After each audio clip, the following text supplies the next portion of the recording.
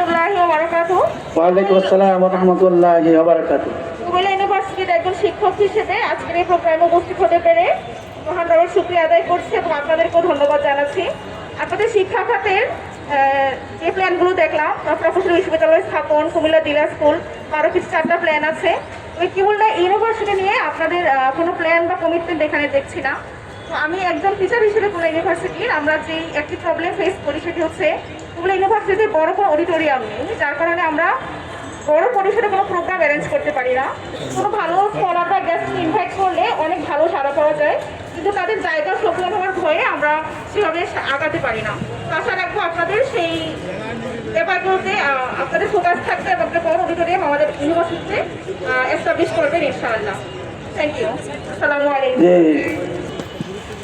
আমাদের কুমিল্লা ইউনিভার্সিটি আগত সেই শিক্ষিকা বোনকে ধন্যবাদ।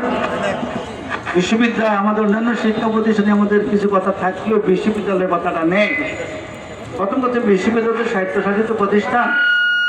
আল্লাহ চায় তো কুমিল্লা বিশ্ববিদ্যালয় সরকারের প্রতিষ্ঠান তো ঠিক, অবশ্যই সেখানে যে যে সমস্যা আছে আমরা দেখব।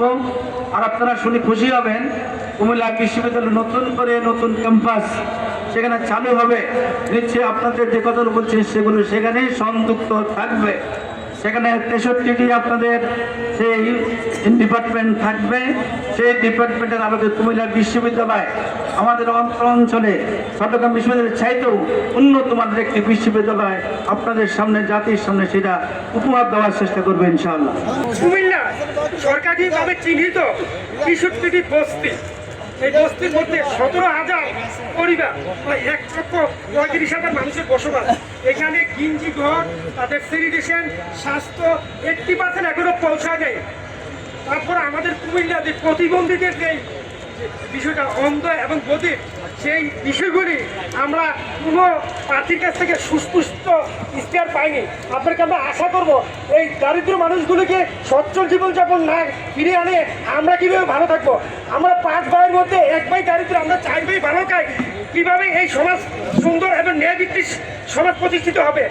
আমি আপনার কাছে অনুরোধ রাখবো, আপনি একজন ন্যায়ভিত্তিক মানুষ, ন্যায়ভিত্তিকে দারিদ্র বিমোচন না হলে আপনার সমাজে সন্ত্রাস অপরাধ কমাতে পারবেন না। আগে মানুষের মৌলিক চাহিদাগুলি যদি পূরণ হয় তখন তাকে আপনি ঘুষ দুর্নীতি বন্ধ করার জন্য প্রতিশ্রুতি দিতে পারেন। মাদকাসক্তের মূল কারণ হচ্ছে হতাশ, দারিদ্রতা, বিপদগ্রস্ত মানুষ। এই হতাশ বিপদগ্রস্ত মানুষ থেকে আমরা যদি তাদের শারীরিক মানসিক চিকিৎসা না দিয়ে শুধু প্রতিশ্রুতি, আমাদের দেশ উন্নত হবে, আমরা প্রতিশ্রুতি নয়। ধন্যবাদ চাই। ধন্যবাদ রায়হান ভাই। প্রতিবন্ধী কুমিল্লা জেলায় 72,000 প্রতিবন্ধী আছে। এই 72,000 প্রতিবন্ধীকে নিয়ে পরিচালনা করেন, তার নাম খালিকুজ্জামান। আমি তার জায়গায় গিয়েছি, 2 দিন আগেও তিনি আমাকে ফোন করছেন। এরপর আমি এ কথা বলবো, আল্লাহ উনি বলছেন কীভাবে আপনি মনে রাখছেন। আল্লাহ কি বলেন, আল্লাহ যদি স্মরণ করে যে সমস্যা, এই জন্য প্রতিবন্ধী অসহায় মানুষ, মানুষ সকলের ব্যাপারে আমরা অসহায় মানুষের জন্যই কাজ করছি। অসহায় মানুষকে সেবা দেওয়াই আমাদের টার্গেট। আমরা বলছি আমরা শাসক হব না, আমরা সেবক হব। আমরা ক্ষমতা না, আমরা দায়িত্ব পালন করব। এই জন্য আমার 6 আসনের যে সকল অসহায় মানুষ, এরপরে অন্যান্য সম্প্রদায়ের মানুষ, এরপর প্রতিবন্ধী মানুষ যারা আছেন তাদের পাশে আমি দাঁড়াবো এবং তাদের সেবা করে যাবো ইনশাআল্লাহ। আসসালামু আলাইকুম। আমার একটা ছোট্ট প্রশ্ন, এটা হলো আইনজীবীদের একটা বড় ভূমিকা আছে। আমার নাম অ্যাডভোকেট কাউসার ভূঁইয়া, আমি একজন আইনজীবী। এখানে আপনাদের এই ইশতেহারটা আমাদের অনেক ভালো লেগেছে, কিন্তু এখানে জেলা আইনজীবী সমিতিতে আমাদের প্রায় 1,500 আইনজীবী আছে এবং জেলা কর আইনজীবী সমিতিতে আমাদের প্রায় 300-র মতো কর আইনজীবী আছে, কিন্তু তাদের কোনো বসার জায়গা নাই, অনেক সময় বসতে পারে না। এই ব্যাপারে একটু দৃষ্টি আকর্ষণ করতে চাই। পাশাপাশি রাজস্ব আহরণ যদি না বাড়ে তাহলে তো উন্নয়ন সম্ভব না।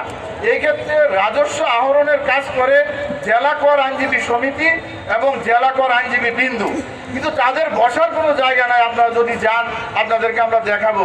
এই ব্যাপারে জেলা আইনজীবী সমিতি এবং জেলা কর আইনজীবী সমিতিতে কিছু করবেন কিনা একটু আমরা জানতে চাই।